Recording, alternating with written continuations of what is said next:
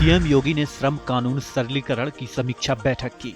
उन्होंने बताया कि यूपी बड़े औद्योगिक और श्रम सुधारों की दिशा में अग्रसर है।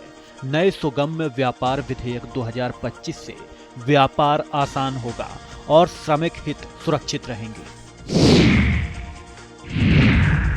संभल कमेटी की रिपोर्ट से सनसनीखेज खुलासे सामने आए। हरिहर मंदिर के ऐतिहासिक अस्तित्व के प्रमाण मिले। आजादी के समय संभल में 45% हिंदू थे, अब सिर्फ 15% बचे हैं। दंगे और तुष्टीकरण की राजनीति ने जनसांख्यिकी बदली। केंद्रीय राज्य मंत्री बीएल वर्मा ने संभल रिपोर्ट पर चिंता जताई। उन्होंने कहा, आजादी के बाद से संभल में हिंदुओं पर हमले हुए हैं। वर्मा ने आगे कहा कि अगर जांच सही ढंग से हुई तो मामला दूर तक जाएगा। राम मंदिर ध्वजारोहण समारोह 25 नवंबर को रामनवमी के अवसर पर आयोजित होगा। समारोह की मुख्य अतिथि राष्ट्रपति होंगे। इसके अलावा आरएसएस सरसंघ चालक मोहन भागवत भी शामिल होंगे। यह कार्यक्रम मंदिर निर्माण और राष्ट्रीय भावनाओं को समर्पित विशेष अवसर के रूप में मनाया जाएगा। कैबिनेट मंत्री संजय निषाद ने बीजेपी पर आरोप लगाते हुए कहा कि उनके खिलाफ साजिश रची जा रही है। उन्होंने चेतावनी दी कि ऐसे लोगों को रोकना होगा, वरना इसका खामियाजा भुगतना पड़ेगा। संजय निषाद ने कहा कि बीजेपी ने उन्हें गुमराह किया, जबकि निषाद वोटर पर उनकी पकड़ मजबूत है। दिल्ली में इस वजह से हाहाकार मचा है। उन्होंने साध्वी निरंजन ज्योति और जयप्रकाश निषाद पर भी हमला किया। बीजेपी प्रवक्ता राकेश त्रिपाठी ने संभल दंगों पर आई रिपोर्ट पर प्रतिक्रिया दी। उन्होंने कहा कि रिपोर्ट से सच सामने आया है और देश भर में जनसंख्या असंतुलन के प्रयास हो रहे हैं। संभल में हिंदुओं की आबादी कम हुई है। महंत राजू दास ने संभल हिंसा रिपोर्ट पर कहा कि एक समय संभल में 45% हिंदू थे, जबकि उनकी संख्या अब मात्र 15% रह गई है। उन्होंने चेतावनी दी कि आज आंख खोलने की जरूरत है और स्थिति गंभीरता को समझना आवश्यक है। मंत्री दिनेश प्रताप सिंह ने कहा कि बिहार में पीएम मोदी के खिलाफ अभद्र टिप्पणी की गई। उन्होंने बताया कि राहुल गांधी के सामने भी गालियां दी गईं और यह गालियां राहुल गांधी पर भी लागू होती हैं, जिससे दोनों नेताओं के खिलाफ असभ्य भाषा का मामला सामने आया है। भारतीय जनता पार्टी ने कहा कि पीएम मोदी की मां पर अभद्र टिप्पणी शर्मनाक है।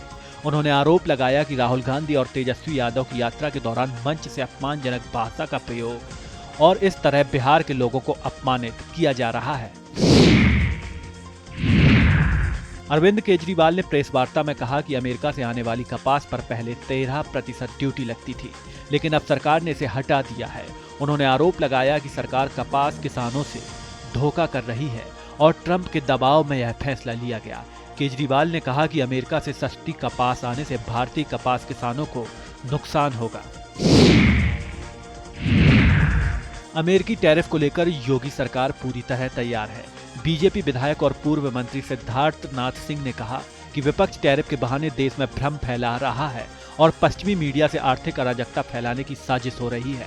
उन्होंने जोर देकर कहा कि भारतीय आत्मनिर्भर है, टैरिफ के सभी विकल्प तैयार हैं और कृषि आत्मनिर्भरता पर किसी को हक जताने नहीं देंगे।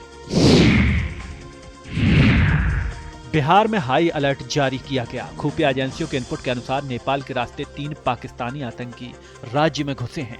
इनकी पहचान हसनैन अली, आदिल हुसैन और उस्मान के रूप में हुई है।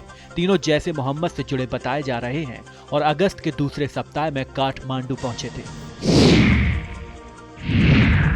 केंद्रीय मंत्री चिराग पासवान ने बिहार में वोटर अधिकार यात्रा के दौरान पीएम मोदी के खिलाफ अभद्र भाषा इस्तेमाल किए जाने पर प्रतिक्रिया दी।